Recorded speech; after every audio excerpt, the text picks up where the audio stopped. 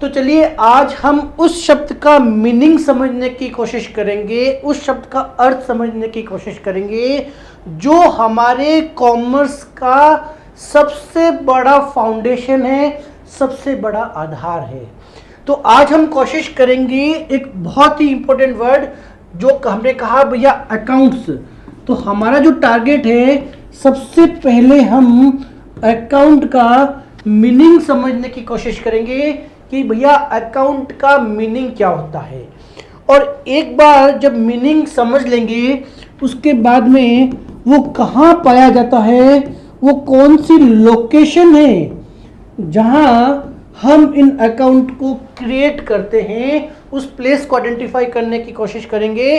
और साथ ही साथ हम ये कोशिश करेंगे कि भैया जब हम अकाउंट बनाने की कोशिश करते हैं या बनाने की बात करते हैं तो क्या कोई स्टैंडर्डाइज फॉर्मेट है जो हमें फॉलो करना पड़ता है, क्या कोई स्टैंडर्डाइज फॉर्मेट है जो हमें फॉलो करना पड़ता है। तो ये 3 प्रश्नों का अभी हम आंसर ढूंढने की कोशिश करेंगे। तो सबसे पहले हम स्टार्ट करेंगे भैया मीनिंग ऑफ अकाउंट्स के साथ। मीनिंग ऑफ अकाउंट्स, क्योंकि अब तक न जाने कितने हजार बार मैं अकाउंट अकाउंट अकाउंट शब्द का रिपीटेशन कर चुका हूं। अकाउंट का मीनिंग और इसकी नीड, इसका मीनिंग क्या होता है और इसकी नीड क्या है, यह समझने के लिए मैं आपको एक छोटी सी स्टोरी से गो थ्रू कराता हूं और फिर वापस समझते हैं कि भैया हमारा अकाउंट्स क्या था और आज की डेट में उसका वर्तमान में उसका प्रारूप क्या है और ये क्यों बनाए गए थे। जीरो से स्टार्ट करेंगे। बहुत सिंपल सा एग्जांपल लेता हूं। मान लीजिए मेरे घर के पास में कोई किराने की शॉप है, वहां पे डे टू डे लाइफ में मैं सामान लेने के लिए आता जाता रहता हूं। बहुत छोटा सा एग्जांपल है, मैं दुकान पे गया, चूंकि वो जो दुकानदार है, वो जो शॉपकीपर है, वो मुझे अच्छे से जानता है, मेरा घर जानता है, तो छोटा मोटा सामान मैं कई बार दिन में लाता जाता हूँ, कभी लाता हूँ, कभी कुछ पेमेंट दे देता हूँ, पूरा हिसाब किताब क्लियर नहीं करता हूँ। तो वो मेरा अकाउंट कैसे मेंटेन करता था, पहले क्या होता था और अब क्या फ़र्क आएगा वो समझते हैं। मान लीजिए मैं गया और मैंने कहा भैया 1000 रुपये का एक सामान दे दे, लिस्ट दे दी। उस सामान की लिस्ट जो थी वो बनी 1000 रुपये की। मान लीजिए ये 1 जनवरी की बात है, ठीक है भैया, 1 जनवरी 2023। 1000 रुपये का वो मैं सामान वहाँ से लेके आ गया। उसने अब उसको क्या हरदम याद रहेगा कि मिस्टर MS ने कितनी बार सामान लेके गया या कितने रुपए का, तो क्या उसको एट ए टाइम याददाश्त रह सकती है ये चीज़? क्या ये संभव है कि उसको हमेशा याद रहेगा कि मिस्टर M ने 1 तारीख को, मिस्टर MS ने 1 तारीख को 1000 रुपये का सामान लेके गया था? ये तो प्रैक्टिकली पॉसिबल नहीं है। तो वो क्या करेगा, अपनी एक डायरी लेगा और उस डायरी के अंदर जो आज की डेट होगी, जो स्पेसिफिक डेट होगी जिस दिन मैंने ये ट्रांजेक्शन किया, उस दिन उसने लिख दिया कि भैया 1000 रुपये मिस्टर MS को दिए। 1000 रुपये का सामान लिस्ट के साथ में वो लिख देगा कि भाई इसका सामान, जो भी सामान है उसकी लिस्ट ले ली। ये है एक तरह की बात। मान लीजिए मैंने कहा चूंकि मेरे घर के पास में है तो मैं बार बार छोटा मोटा सामान जब भी लाना होता है हर बार मैं जाके लेके आ जाता हूं। तो ये 1 तारीख का उसका रजिस्टर हो गया। मान लीजिए 5 जनवरी को मैं फिर से उसके पास गया और मैंने उससे कहा भैया एक लिस्ट दे दी। बोला भैया ये सामान की लिस्ट दे दे, तैयार कर दो। उसने फिर से तैयार कर दी और उसने नोट कर लिया 500 रुपये का सामान और सामान का पूरा हिसाब किताब भी बना दिया। कोई दिक्कत नहीं, आगे बढ़ते हैं। अब ऐसा हुआ कि मैंने बच्चे से कहा, मेरे सन को कहा कि तू जा और ये 400 रुपये का और सामान लेके आ जा। कब की बात हुई? मान लीजिए ये 6 तारीख की बात, ठीक है, 6 जनवरी 2023। उसने फिर से नोट कर लिया भैया 400 रुपये का सामान। समझना, उसके पास एक डायरी है जहां वो हर दिन का ट्रांजेक्शन, मान लीजिए 1 तारीख का ट्रांजेक्शन है, दिन में 100 ट्रांजेक्शन करता है, तो वो यहाँ पे नोट करता जाएगा सीक्वेंस के अंदर। ये मान लो अगली तारीख आई, यहाँ पे सारे सीक्वेंस में नोट कर लिए, ये अगली तारीख आई, यहाँ पे फिर से उसने ट्रांजैक्शन नोट कर लिए। ऐसे मेरे साथ साथ और भी बहुत सारे लोग होंगे जिनके वो इन ट्रांजैक्शन को खुद की याददाश्त के लिए तो रिकॉर्ड करता है, क्योंकि प्रैक्टिकली क्या ये संभव है कि मैं जितनी बार भी उधार ले जाऊंगा हर बार उसके दिमाग में याद रहेगा कि हाँ इतने का सामान लेके गया? नहीं संभव है। अब क्या हुआ आगे देखिए, अब ये हुआ मान लीजिए 8 तारीख को, मान लीजिए 8 जनवरी को मैंने लमसम उसको 500 रुपए जमा करवा दिए, उसने लिख दिया जमा। ऐसे करते हुए महीना बीतता गया और डेट आ गई 31 तारीख। कितनी तारीख आ गई? ऐसे करते करते 31 जनवरी की डेट आ गई और मैं गया उसके पास, शॉपकीपर के पास गया। मैंने कहा भैया एक काम कीजिए, आपका जितना भी पेमेंट है मुझे बताइए, मैं आपको हाथों हाथ पेमेंट कर देता हूं पूरा का पूरा। अब क्या होगा जरा सोच के देखिए, कुछ सेकंड में देखिए, स्लोली चलूंगा क्योंकि ये पूरा आधार है, बेस है, जहां आपको ये समझना है कि हमारा अकाउंट होता क्या है और इसकी प्रैक्टिकल लाइफ में नीड क्या हुई। तो ये मैं फर्स्ट वर्जन बता रहा हूं, इसी स्टोरी को मैं 3 बार अलग अलग तरीके से घुमाऊंगा। पहला मैंने ऐसा सिचुएशन बताया जहां पे शॉपकीपर जो होता है वो मेरे जितने भी ट्रांजैक्शन है और भी बहुत सारे लोगों के साथ ट्रांजैक्शन हुए, डेट वाइज अपनी डायरी में नोट करता गया, डेट वाइज अपने डायरी में नोट करता गया और अचानक मैं उसके पास पहुंच गया। मैं कहा भैया जल्दी से हिसाब बताइए। अब आप बताइए, चूंकि उसकी 1 महीने की बुक मान लीजिए जो डायरी थी इतनी भर चुकी है, रोज के 1000 ट्रांजैक्शन होते हैं, इतने मान लीजिए पेपर भर गए उसके।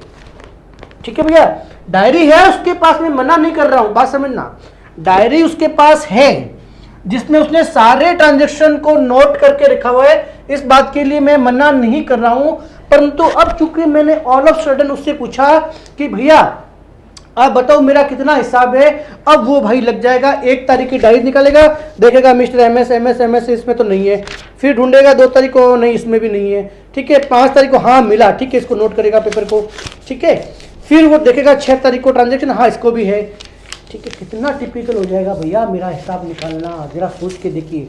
अगर वो इस तरह से, हालांकि ट्रांजैक्शन को रिकॉर्ड तो कर रहा है, हालांकि मैं ये नहीं कहूंगा कि उसने ट्रांजैक्शन को रिकॉर्ड नहीं किया, ट्रांजैक्शन को रिकॉर्ड किया, डेट वाइज भी किया, परंतु जब ऑल ऑफ सडन अचानक मैं उसके पास गया, मैंने कहा भैया मुझे ये बताइए कि आज की डेट में मेरा कितना उधार है, तो क्या प्रैक्टिकली ये पॉसिबल है उस पर्सन के लिए 1 मिनट में मुझे ये बता दे कि भैया आपका इतना पैसा बाकी है। क्योंकि मेरे जितने, मैंने तो एक बार उधार लिया, मेरे जितने न जाने कितने हजारों ट्रांजैक्शन उसके डे टू डे होते हैं जिसको कि वो डायरी में नोट करता है। अब एक एक आदमी के ट्रांजैक्शन को ढूंढ के उसका हिसाब निकालना क्या उसके लिए संभव है? सोच के देखिए जरा। तो ऐसी स्थिति में अगर इस वे से आपने अपनी अकाउंटिंग मेंटेन की है तो ये बहुत मुश्किल हो जाएगा आपके लिए कि भी 1000 ये हुआ, 500 ये हुआ। देखिए हुआ क्या, 1000 का माल खरीदा, 1000 का माल खरीदा, 500 का फिर से खरीदा, 400 का खरीदा, मैंने 500 जमा करा दिए, यानी कि मेरा जो नेट बैलेंस था उस दिन, जो मेरा नेट बैलेंस था वो उसने मुझे बताया 1400 रुपए की भैया बाकी है, वो मैं उसको भुगतान कर दूंगा, मेरा अकाउंट क्लियर हो जाएगा, मना नहीं है। परंतु ये अकाउंट, मेरा हिसाब अगर मैं पूछूंगा उस आदमी के लिए बहुत मुश्किल हो जाएगा हिसाब निकालना। और फिर अचानक कोई एंट्री छूट गई और बाद में कब याद आएगी, नहीं आएगी, क्या स्थिति होगी आप कल्पना भी नहीं कर पाओगे। जहां पे आपके दिन भर में हजारों ट्रांजैक्शन होते हैं, आप, मेरी चैलेंज है, आप मेरे से रिलेवेंट ट्रांजैक्शन को इजीली ढूंढ भी नहीं पाओगे। तो ये तो कुछ हो गई समस्या, ये हमारे सामने समस्या आई। तो जब भी हमारे सामने कोई प्रॉब्लम आती है तो हम उस प्रॉब्लम को सॉल्व करने के लिए उसका अपडेटेड वर्जन लेके आते हैं। अगर आपको ध्यान हो, अगर आपको याद हो, तो पहले के ज़माने में हमारे सिंपल कीपैड वाले मोबाइल होते थे। जैसे जैसे हमारी आवश्यकताएं बढ़ी, जैसे जैसे हमारी आवश्यकताएं बढ़ी, एक वीजे कैमरा वाला, सभी किसी ने सोचा होगा कि क्यों ना मोबाइल में वीजे कैमरा भी दे दिया जाए, तो वीजे कैमरा आ गया। उसके बाद में आज की डेट में वीडियो कॉलिंग अवेलेबल है, अलार्म क्लॉक अवेलेबल है, आप जो सोचो वो आपके मोबाइल में हो सकते हैं, क्योंकि जैसे जैसे नई नई नीड्स आई वो आपके मोबाइल में अपडेटेड वर्जन के फॉर्म में आते गई। सिंपल सा मीनिंग ये हुआ कि आपको अपने काम को और बेहतर और अच्छा करने के लिए नए नए आविष्कार होते गए, चमत्कार होते गए, और आपने अपने मोबाइल को अपडेटेड वर्जन लेके अभी 64 और 100-200 मेगापिक्सल कैमरे मोबाइल में ही आने लग गए। यानी कि नाउ अभी जो राइट नाउ आपके सामने एक अपडेटेड वर्जन आ गया जो लगभग आपकी सभी नीड्स को फॉलो करता है। आने वाले टाइम में पता नहीं और कौन कौन से फीचर्स होंगे, हो सकता है कि चलो छोड़िए इस मैटर को, तो किस लेवल तक जाएगा इनोवेशन, कहां तक जाएगा हमें पता नहीं है। तो क्या इनोवेशन जो है सिर्फ और सिर्फ मोबाइल इंडस्ट्री में ही होगा? हमारे यहाँ पे भी हुआ। जब इस तरह से हमारे सामने समस्या आने लगी, हमें पता चला कि भैया किसी आदमी का इस तरह से तो हिसाब संभव नहीं है, तो हमारे कुछ बुद्धिजीवी थे, उन्होंने एक रास्ता बताया कि भैया एक काम कर, क्यों परेशान होता है, मिस्टर एमएस के साथ जब भी तू ट्रांजैक्शन करेगा, मिस्टर एमएस के साथ में एक काम कर, एक पेज का नाम बना, उसका नाम लिख दे एमएस राजपुरोहित, एक पेपर ले अलग से, उस पेपर के ऊपर तू एमएस राजपुरोहित नाम लिख दे। ठीक है, एक तरह से उसका अकाउंट हो गया। अब क्या कर कि जब भी मिस्टर एमएस राजपुरोहित या उसका सन या उसका फैमिली का कोई भी मेंबर आके तुमसे माल परचेज करता है तो उसकी इंफॉर्मेशन यहां रख दे। तो उसने क्या कहा, जब भी मैं 1000 रुपये का पहली बार में माल गया, मैंने कहा भैया 1000 रुपये का माल दे, तो उसने 1 तारीख की डेट लगाई। ठीक है, 1000 रुपये का सामान मेरे इस तरह से उसने बना दिया। सेकेंड बार मैं फिर से 5 तारीख को उसके पास गया तो उसने 5 तारीख की डेट लगाई। ठीक है, मान लीजिए 500 रुपए का सामान लिया, ये 500 का सामान उसने लिख दिया।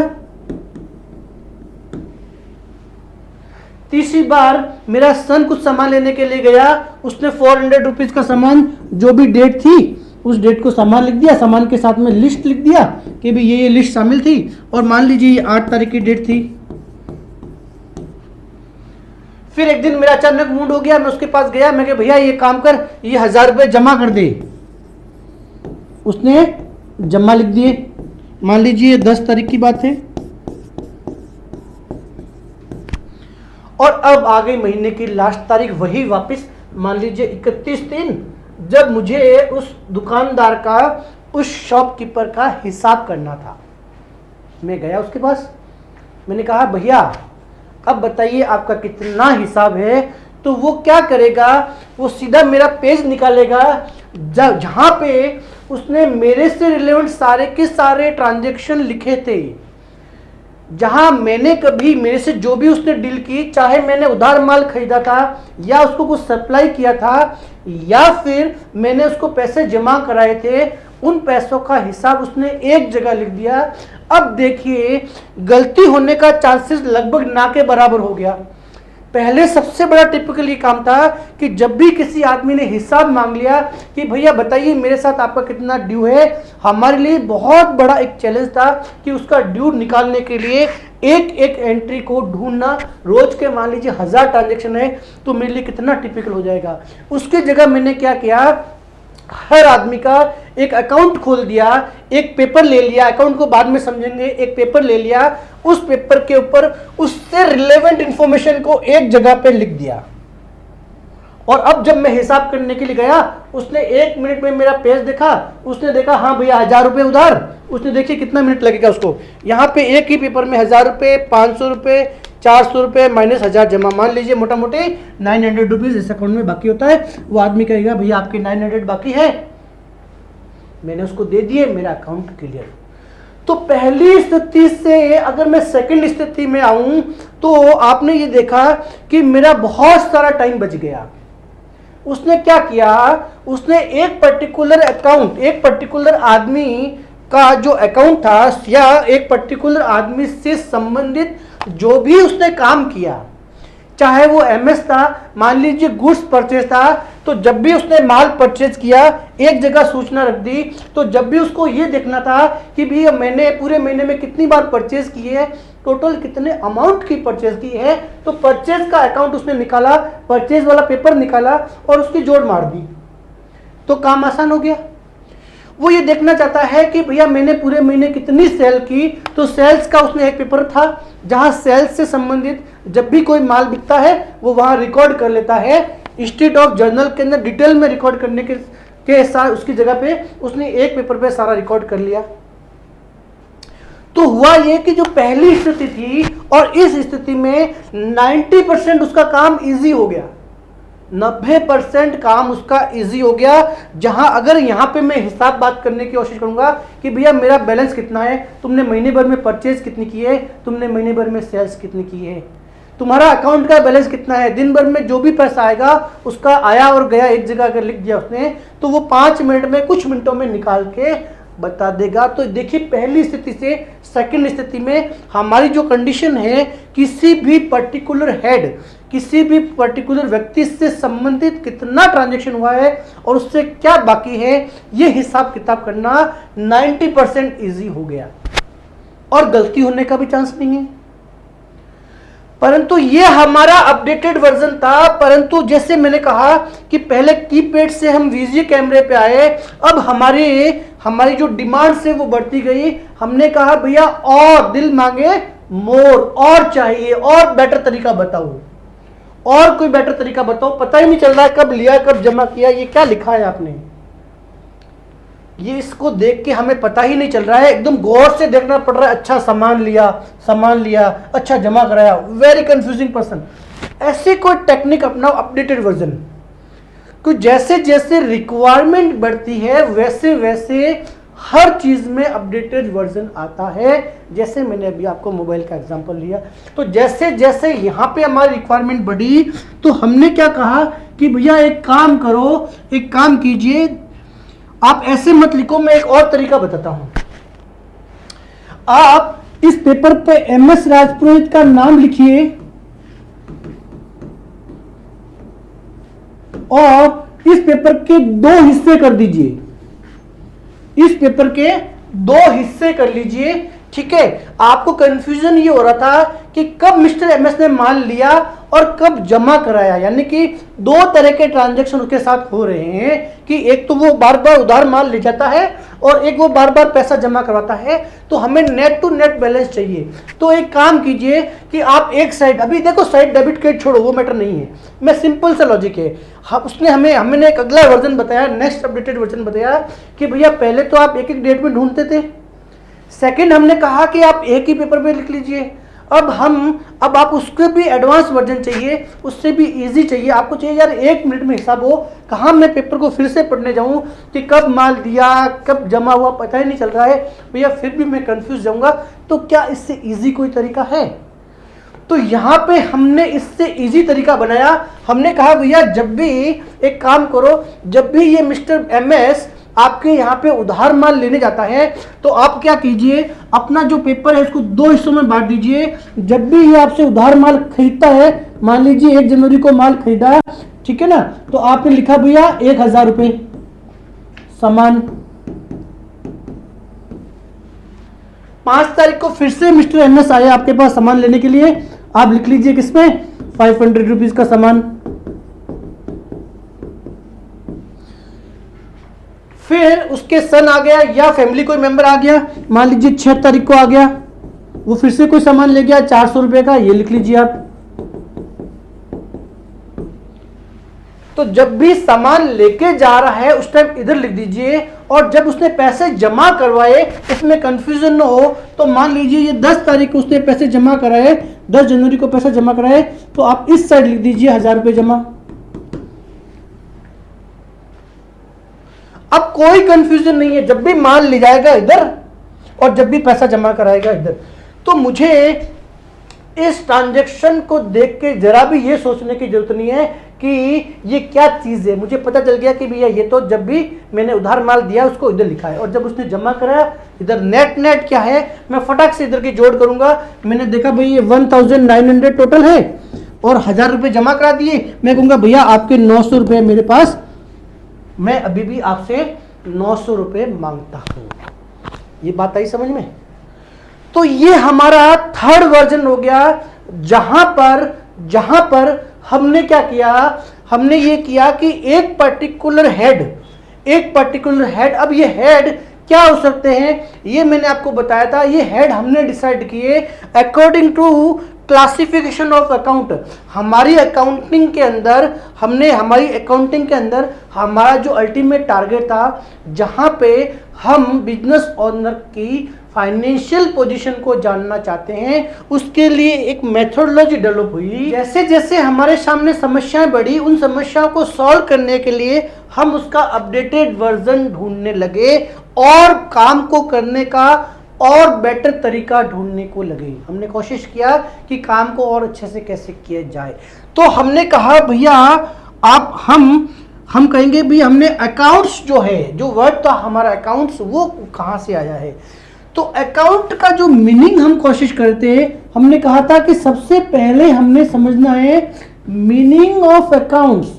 तो अकाउंट्स का मीनिंग क्या हुआ ये समझते हैं। अकाउंट्स का मीनिंग हुआ जब आप किसी एक पर्टिकुलर हेड, बात समझना, जहां आप किसी पर्टिकुलर हेड, अब पर्टिकुलर हेड का जो मीनिंग है यहां पे, वो इटसेल्फ अकाउंट से ही मीनिंग है। हमने ट्रांजैक्शन को रिकॉर्ड करने के लिए एक मेथोडोलॉजी डेवलप की। हमने आपको 2 मेथड बताए, ट्रेडिशनल मेथड और मॉडर्न अप्रोच। तो ट्रांजैक्शन के नेचर के हिसाब से हमने कुछ अकाउंट ढूंढे, हमने एक सिस्टम डेवलप किया, हमने एक रास्ता बताया कि भैया इस रास्ते से अगर आप आगे बढ़ोगे तो आपको अपना फाइनल रिजल्ट मिलेगा। और एक बिजनेस ओनर का फाइनल रिजल्ट क्या होता है कि भैया आपकी फाइनल साल के एंड में, पर्टिकुलर पीरियड के एंड में आपका प्रॉफिट एंड लॉस कितना है और आपकी बैलेंस शीट कितनी है। अल्टीमेट टारगेट अकाउंट लिखने का सिर्फ और सिर्फ यही होता है। इसके अलावा अदर यूज क्या होता है वो थ्योरेटिकल चैप्टर में आगे बताएंगे, पर फिलहाल ये मानिए बिजनेस ओनर का जो मेन गोल होता है अकाउंट्स लिखने का, वो होता है कि भाई वो अपनी फाइनेंशियल स्थिति और अपना प्रॉफिट एंड लॉस स्थिति जानना चाहता है कि साल भर मैंने किया तो किया क्या है, एंड रिजल्ट क्या आया है। तो बात हुई कि जहां एक पर्टिकुलर हेड क्या है, यहाँ पे मेरे साथ उसका ट्रांजैक्शन हुआ तो एमएस एक ट्रांजैक्शन हो गया। तो हेड कैसे बनाए उसके लिए मैंने आपको मेथड बता दिए कि या तो हम ट्रेडिशनल मेथड से सोचेंगे और या हम मॉडर्न अप्रोच से सोचेंगे, ठीक है ना। वहां से हम हेड डिसाइड करेंगे। तो यहां जो हेड शब्द है इसका मीनिंग जो है अकाउंट से ही है। जहां किसी पर्टिकुलर हेड से रिलेवेंट और ट्रांजैक्शन, जितने भी ट्रांजैक्शन हुए हैं, अब ट्रांजैक्शन को समझना बहुत जरूरी है। मैं थ्योरेटिकल पार्ट में आपको बता चुका हूं, sorry introduction to account part में आपको यह बताया था कि कौन से ट्रांजैक्शन को रिकॉर्ड करना है और कौन से ट्रांजैक्शन को रिकॉर्ड नहीं करना है, ये मैं आपको जवाब दे चुका हूं। तो उस पार्ट को मैं यहां डिस्कस नहीं करूंगा। मैंने कहा एक पर्टिकुलर हेड से रिलेटेड सभी ट्रांजैक्शन को अगर मैं एक जगह रिकॉर्ड करूं, इफ मैं इनको रिकॉर्ड करूं एक पर्टिकुलर प्लेस के ऊपर, एक पर्टिकुलर जगह के ऊपर, एक पर्टिकुलर लोकेशन के ऊपर, एक पर्टिकुलर पेज के ऊपर, तो एक पर्टिकुलर कहां पे रिकॉर्ड करूंगा मैं, एक पर्टिकुलर प्लेस के ऊपर, एक particular place, at one place. अगर एक जगह लिख देता हूं तो ये जहां मैंने ये लिखा है, मान लीजिए इस पेज पे लिखा है, ये मेरी बुक है, ये मेरी कॉपी है, यहां पे इस पर्टिकुलर पेज के ऊपर एमएस से रिलेटेड सारे के सारे ट्रांजैक्शन को मैं एक जगह अगर लिख दूं इन स्टैंडर्डाइज फॉर्मेट, बहुत इंपॉर्टेंट है, ऐसे वैसे काम नहीं चलेगा। कैसे लिखना है भैया, इन स्टैंडर्डाइज फॉर्मेट। जो फॉर्मेट बताया गया है उस फॉर्मेट के अकॉर्डिंगली एक पर्टिकुलर हेड के रिलेवेंट सारे के सारे ट्रांजेक्शन को मैं अगर एक पर्टिकुलर जगह लिख देता हूं तो वो जो जगह है जहां मैंने ये लिखे वो उस हेड का अकाउंट हो गया। मैंने इस पर्टिकुलर पेज पे लिखा है कि भी साल भर में मैंने या पूरे महीने में यहां जब भी मैंने माल परचेज किया उसका पूरा रिकॉर्ड एक स्टैंडर्डाइज फॉर्मेट में लिख दिया। तो मैंने कहा ये मेरा परचेज का अकाउंट हो गया। मैंने जब भी फर्नीचर खरीदा बिजनेस के लिए उसकी सारी इंफॉर्मेशन एक पर्टिकुलर पेज पे अगले पेज पे लिख दिया, तो ये मेरे फर्नीचर का अकाउंट हो गया। ठीक है, मैंने यहाँ पे सैलरी का भुगतान करता हूँ एम्प्लॉइज को, उसकी पूरी डिटेल एक पर्टिकुलर पेज पे लिख दी, उसकी पूरी डिटेल एक पर्टिकुलर पेज पे लिख दी, वो पेज हो गया मेरा सैलरी का अकाउंट। ठीक है, ऐसे जो जो आपको याद आए, हमने ट्रांजैक्शन के अंदर बहुत सारे अकाउंट डिवाइड किए थे। हमने कहा था भैया personal account, natural person, artificial person, personal representative account, real account, nominal account, जितने भी नेचर के अकाउंट हैं अब एक एक को उठाइए। आपने देखा कैश, तो अगर मैं केस से रिलेवेंट सारे के सारे ट्रांजैक्शन को एक पर्टिकुलर पेज पे लिख दूं, कब केस आया और कब केस गया, कहां आया और कहां गया, इन माई प्रेस्क्राइब्ड फॉर्मेट। मेरे मन का फॉर्मेट कहां में नहीं आएगा, मेरे जहां मर्जी लगा इधर लिख दिया इधर, ऐसा नहीं भैया। हमने आपको एक स्टैंडर्डाइज फॉर्मेट दिया है। अगर आप एक पर्टिकुलर हेड कैश बैंक से रिलेवेंट ट्रांजैक्शन एक पेपर पे लिख दिए इन स्टैंडर्डाइज फॉर्मेट, सारे जब भी माल परचेज करते हो उसको एक जगह लिख दिया, जब भी माल सेल करते हो स्टैंडर्डाइज फॉर्मेट में अगर आप एक जगह लिख देते हो तो वो कहलाएगा आपका एक अकाउंट।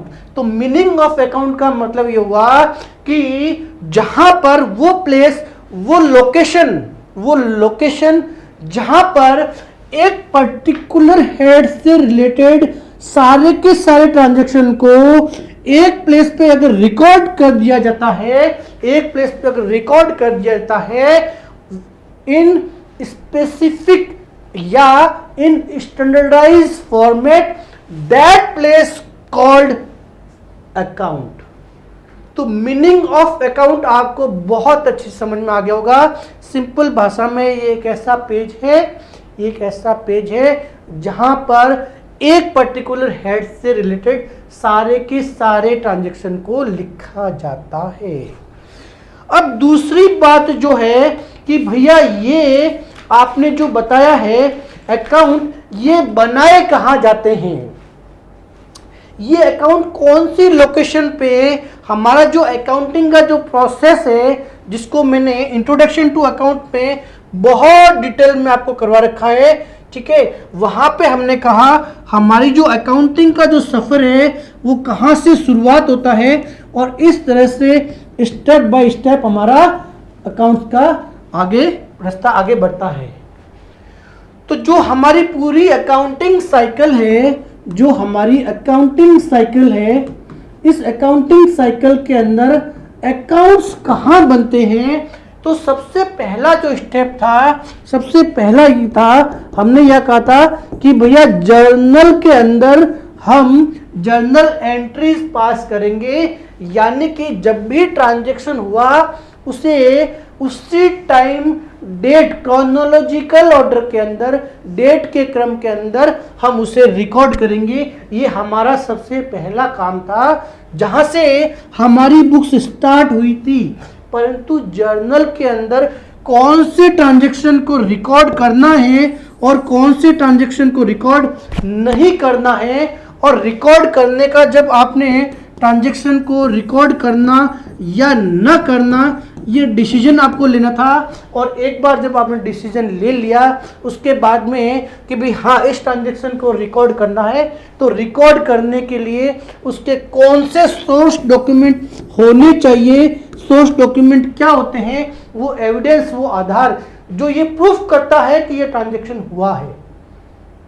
सोर्स डॉक्यूमेंट का मतलब वो डॉक्यूमेंट, वो आधार, वो बेस जो ये प्रूफ करता है कि ये ट्रांजैक्शन हुआ है।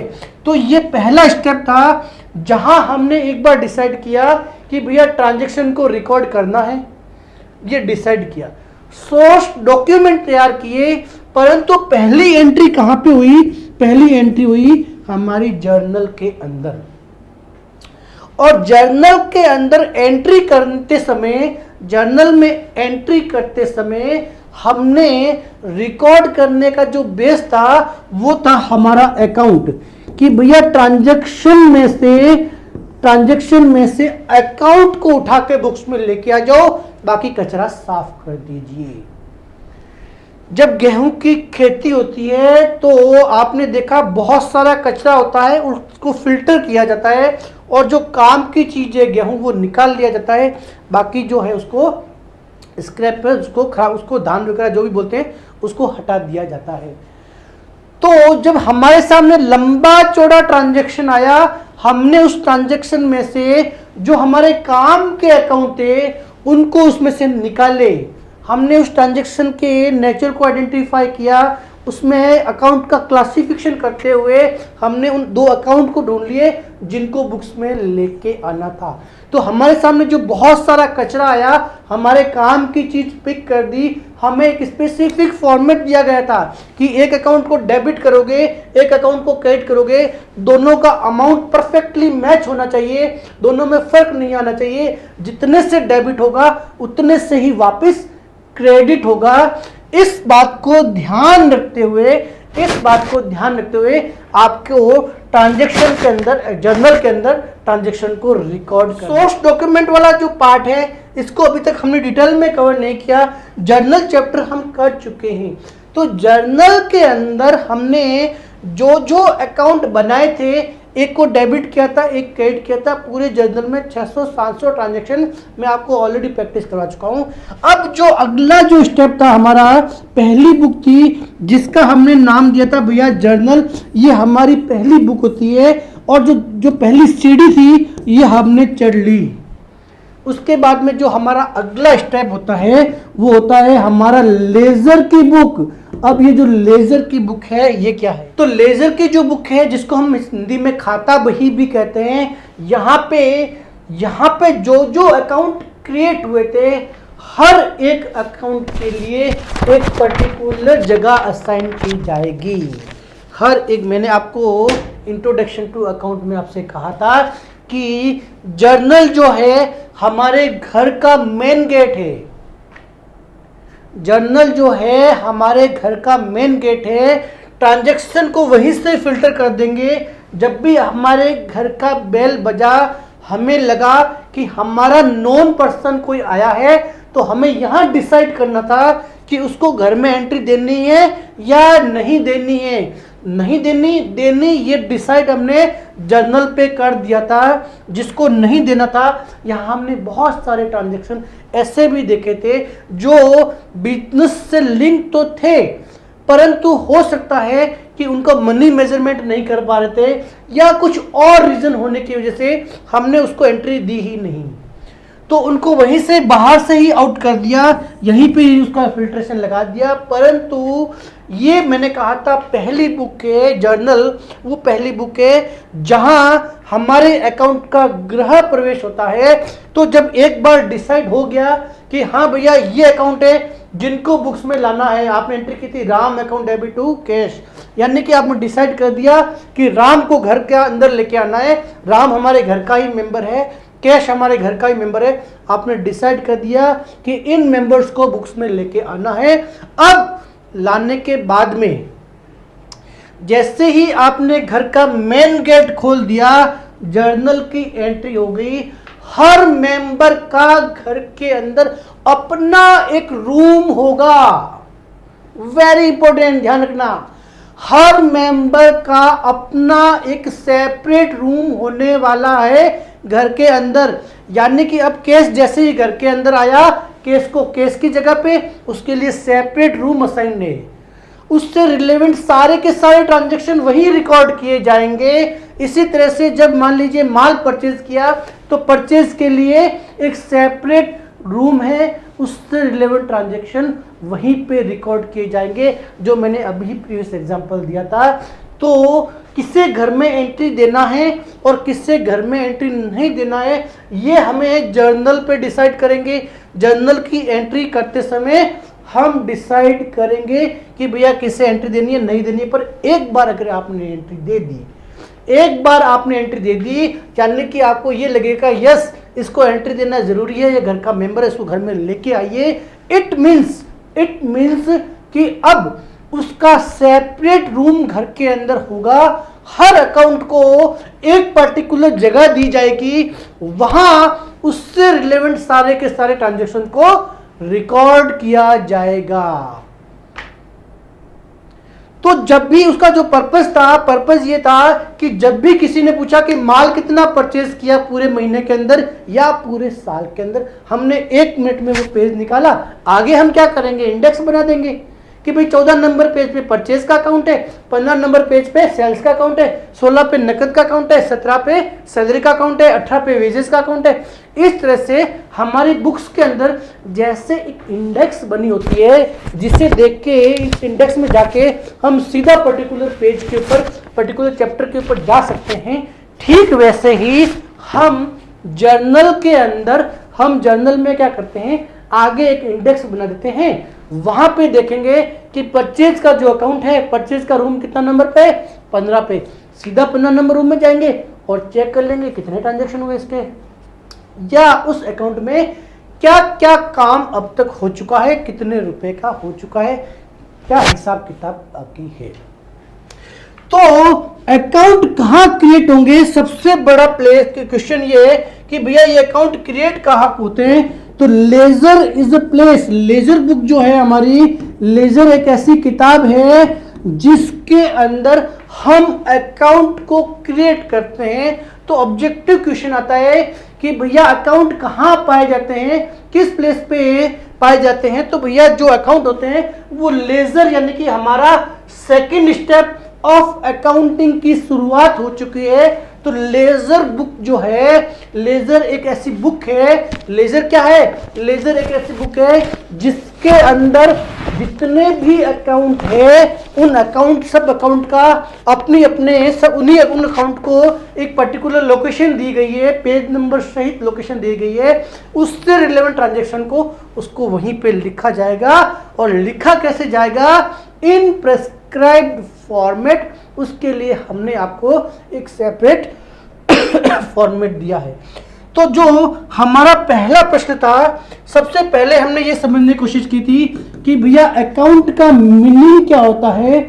मीनिंग ऑफ अकाउंट समझा, जहां हमने ये देखा कि अकाउंट का मीनिंग है कि एक पर्टिकुलर हेड से रिलेटेड ट्रांजैक्शन को अगर एक ही जगह रिकॉर्ड, जिस पर्टिकुलर लोकेशन पे रिकॉर्ड किया जाता है, उसे अकाउंट कहते हैं। ये समझा। सेकंड जो हमारा प्रश्न था वो था कि भी ये पाए कहां जाते हैं अकाउंट। तो ये अकाउंट पाए जाते हैं हमारी लेजर की जो बुक है। हमारी जो जर्नल है ना, वो भी एक बुक है। जर्नल एक ऐसी बुक थी जहां पर, जर्नल एक ऐसी बुक थी जहां पर हर ट्रांजैक्शन को क्रोनोलॉजिकल ऑर्डर में रिकॉर्ड किया गया था। हर ट्रांजैक्शन को रिकॉर्ड कर रहे थे इन प्रेस्क्राइब मैनर, बताए गए नियमों के आधार पर डेबिट और क्रेडिट करते हुए ट्रांजैक्शन को क्रोनोलॉजिकल ऑर्डर में रिकॉर्ड किया गया था। ठीक इसी प्रकार लेजर जो हमारी उसके बाद की सेकेंडरी बुक हो गई। दूसरी बुक हो गई जहां जर्नल में जितने भी ट्रांजैक्शन रिकॉर्ड हुए हैं, जर्नल में जितने भी ट्रांजैक्शन रिकॉर्ड हुए हैं, उन ट्रांजैक्शन के अंदर जितने भी अकाउंट क्रिएट हुए हैं, उनको एक पर्टिकुलर जगह पे लिखा जाएगा। क्या अकाउंट का कोई स्टैंडर्डाइज फॉर्मेट है? तो हम कहेंगे भैया बिल्कुल हाँ। हमारे यहाँ पे अकाउंट क्रिएट करने के लिए एक स्टैंडर्डाइज फॉर्मेट दिया गया है। स्टैंडर्डाइज फॉर्मेट क्या है जरा देखते हैं। सबसे पहले मान लीजिए ये जो पूरी स्क्रीन है आपके सामने, ये हो गया आपका एक पर्टिकुलर पेज। ये एक पर्टिकुलर पेज हो गया।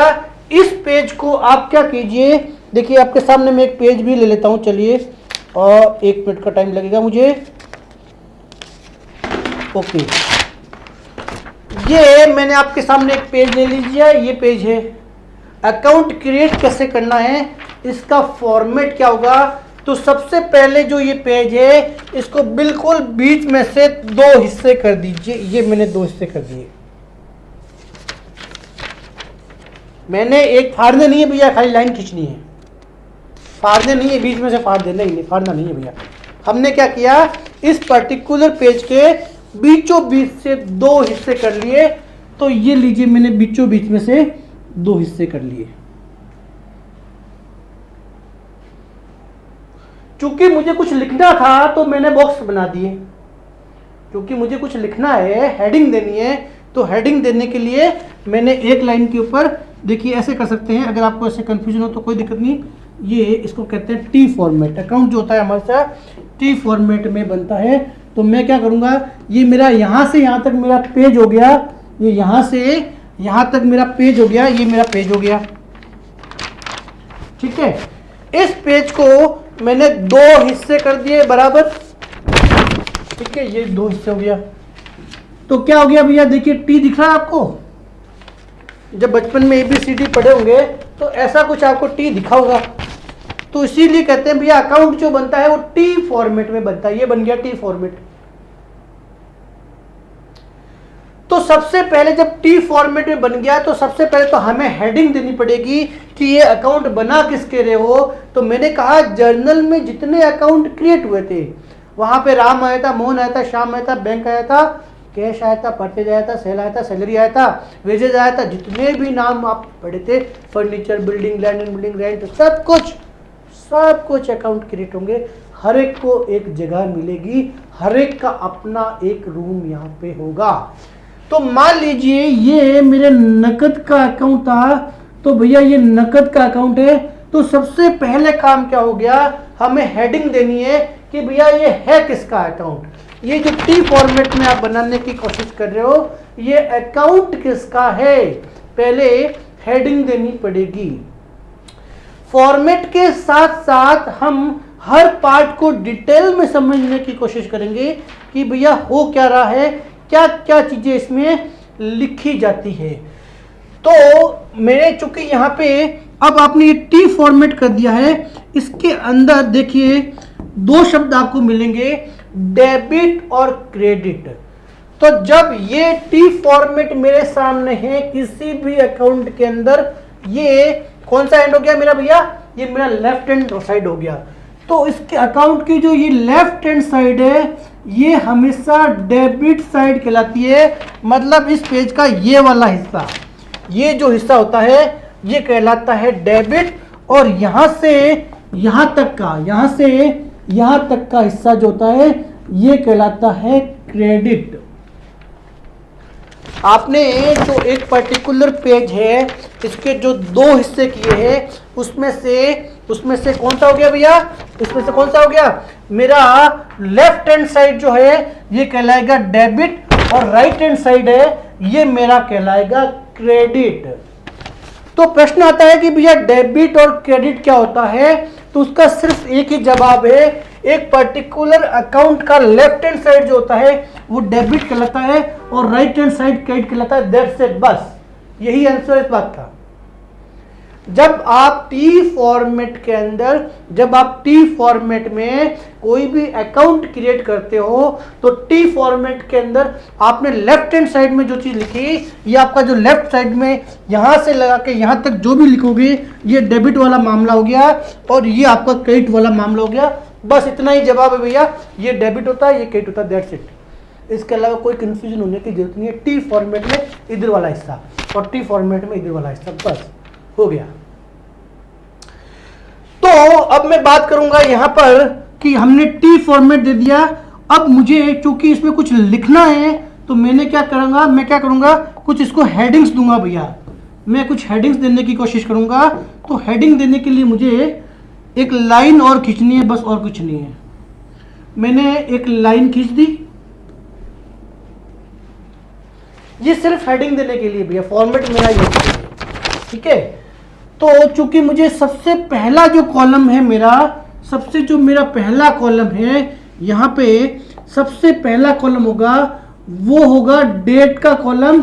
देखिए मैं सिर्फ डेबिट की बात कर रहा हूं, क्रेडिट साइड मेरी उधर जा रही है। तो डेबिट साइड के अंदर कौन कौन से कॉलम बनेंगे? सबसे पहले डेट का कॉलम, दूसरा जो है वो रहता है पर्टिकुलर का कॉलम।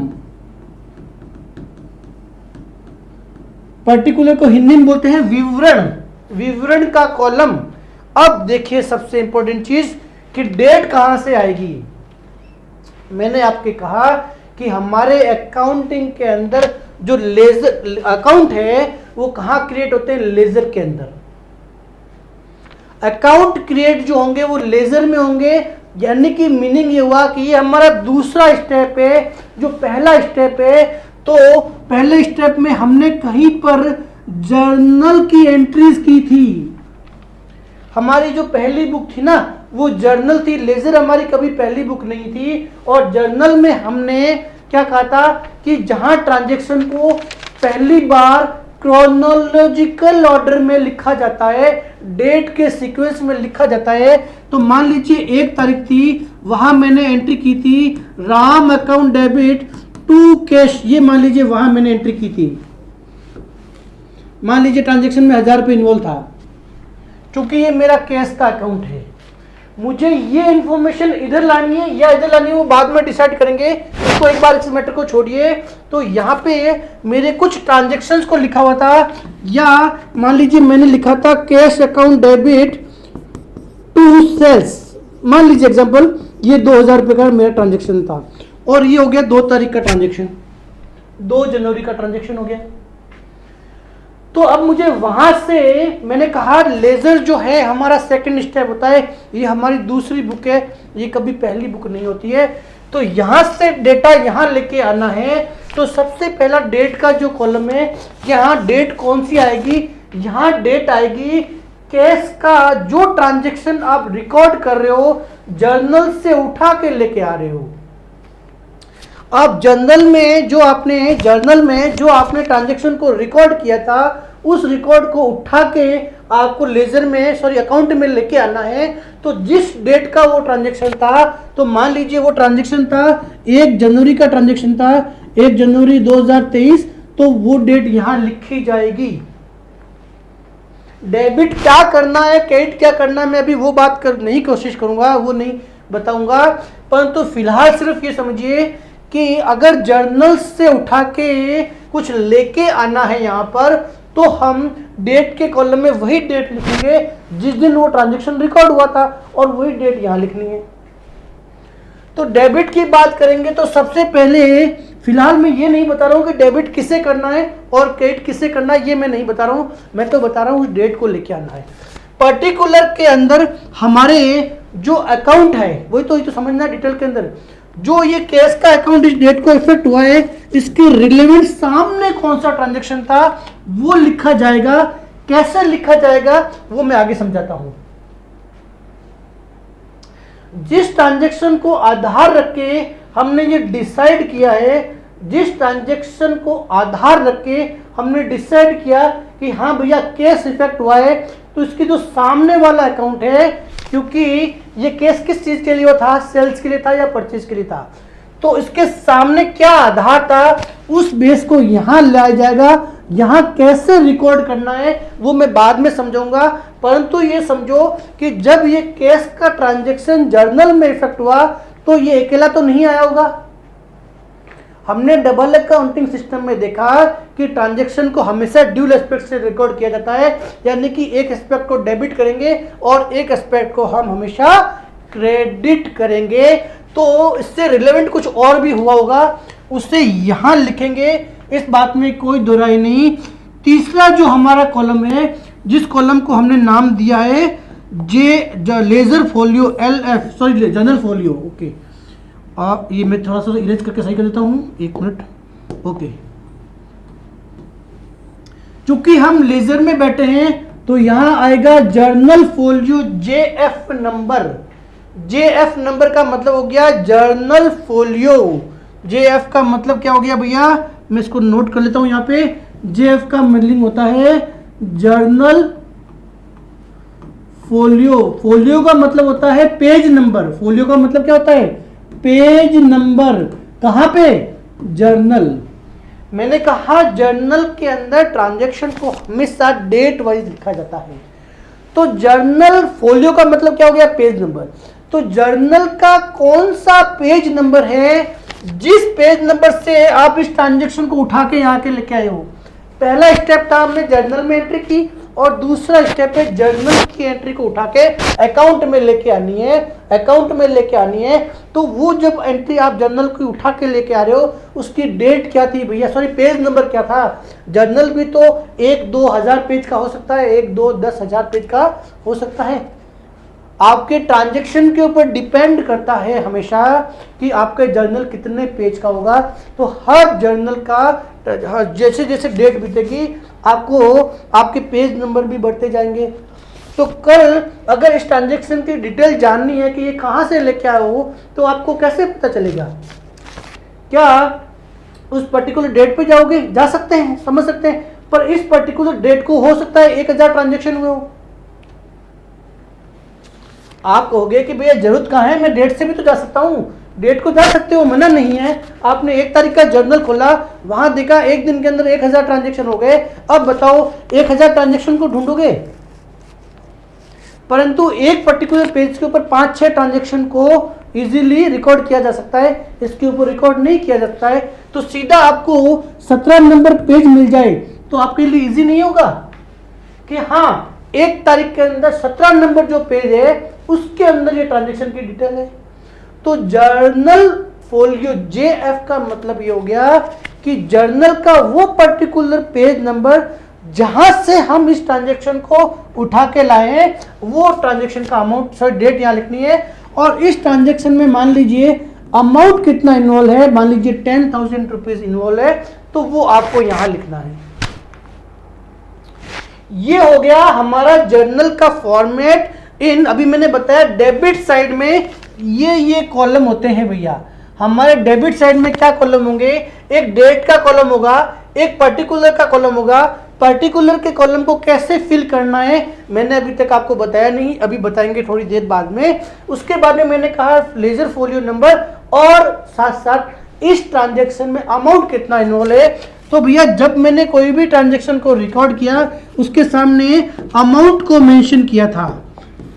मैंने कहा था जितना अमाउंट डेबिट होगा उतना ही क्रेडिट होगा। तो वो जो अमाउंट है ना वही तो रोल प्ले करता है भैया, वो सबसे इंपॉर्टेंट है, भूलना नहीं है।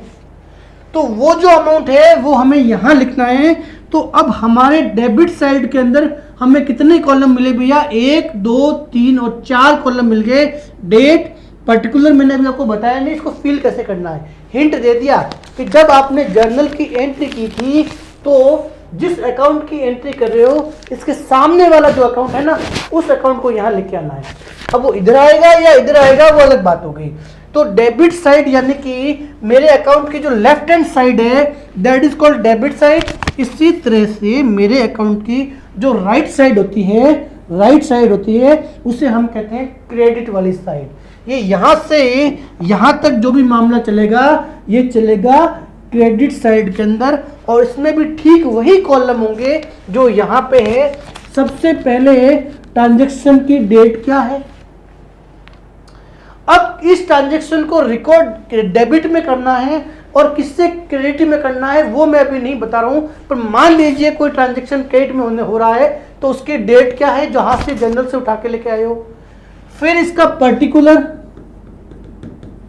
पर्टिकुलर में उस अकाउंट का हिंट होगा, वो अकाउंट आएगा जो इसके रिवर्स साइड में खड़ा था। इसके रिवर्स साइड में खड़ा था, कैसे लेना है बाद में डिसाइड करते हैं। तीसरा जो कॉलम है भैया, तीसरा कॉलम वही हमारा क्या हो गया, JF जर्नल फोलियो। मैंने कहा वो पर्टिकुलर पेज नंबर जहां से इस ट्रांजैक्शन को लेके आए हो और इस ट्रांजैक्शन में अमाउंट कितना इन्वॉल्व है उसे भी यहां लिखना है। तो यहां पे पर्टिकुलर अकाउंट हो जाएगा, यहां डेट हो जाएगी, और यहां पे मान लीजिए 21 नंबर पेज है, 21 नंबर पेज आ गया। इस तरह से हम डेबिट और क्रेडिट, हम क्या करेंगे, डेबिट और क्रेडिट साइड को फिल करेंगे। ये हमारा फॉर्मेट हो गया जर्नल का। अभी मैंने आपको ये नहीं बताया है कि जब ट्रांजैक्शन को यहां शिफ्ट करेंगे तो कौन सा ट्रांजैक्शन डेबिट में जाएगा और कौन सा ट्रांजैक्शन क्रेडिट में जाएगा, ये मैंने अभी आपको नहीं बताया है। मैं फिलहाल सिर्फ आपको अकाउंट के फॉर्मेट की बात कर रहा हूं। तो मैं इस पर्टिकुलर अकाउंट के फॉर्मेट की बात करूं कि भैया एक अकाउंट के अंदर कौन कौन से कॉलम होते हैं, या क्वेश्चन आता है कि अकाउंट के फॉर्मेट को समझाइए, 3 पेज या 3 नंबर या 4 नंबर का आता है। तो सबसे पहला चीज ध्यान क्या रखना है कि सबसे पहले नेम ऑफ अकाउंट लिखा जाता है। और ये कहां लिखा जाता है? ये टॉप ऑफ अकाउंट। मैंने कहा किसका अकाउंट बना रहे हो भैया, ये तो लिखो। फॉर्मेट में किन किन चीजों का ध्यान रखना है ये देखिए, आपको बता दिया मैंने। सबसे पहला का यहां से शुरू करेंगे कि सबसे पहले हम नाम देंगे भैया उस अकाउंट का कि ये अकाउंट है किसका। उसके बाद में क्या हो गया कि भैया टी फॉर्मेट में ये बनता है, ये टी फॉर्मेट में बनता है वर्टिकली। इसको वर्टिकल बोलते हैं, इसको हॉरिजॉन्टल बोलते हैं। तो टी फॉर्मेट में वर्टिकल बनता है, इसमें कोई डाउट। 2 साइड होती है भैया, 2 साइड होती है। कौन कौन साइड होती है? एक होती है डेबिट और एक होती है क्रेडिट। अब ध्यान में ये रखना है कि जो हमारी डेबिट साइड है ना, इसको हम DR शॉर्टकट में लिखते हैं, और इसको CR, ये करोड़ वाला CR नहीं है, ये क्रेडिट वाला CR है। डेबिट को हम शॉर्टकट में क्या लिखेंगे भैया? डेबिट को हम DR लिखते हैं और इसको हम शॉर्टकट में CR लिखते हैं। ये हमारा शॉर्टकट हो गया। नहीं लिखोगे डिटेल में तो भी कोई दिक्कत नहीं, आप पूरा डेबिट लिख लीजिए, हमें कोई एतराज नहीं। ठीक है, और क्या लिख सकते हैं इसमें भैया? कॉलम कितने होते हैं, कॉलम के बारे में बात कीजिए। ठीक है ना, तो सबसे पहले जो कॉलम होगा हमारा वो होगा डेट का कॉलम। उसके बाद में हमारा कॉलम जो होता है वो पर्टिकुलर का कॉलम,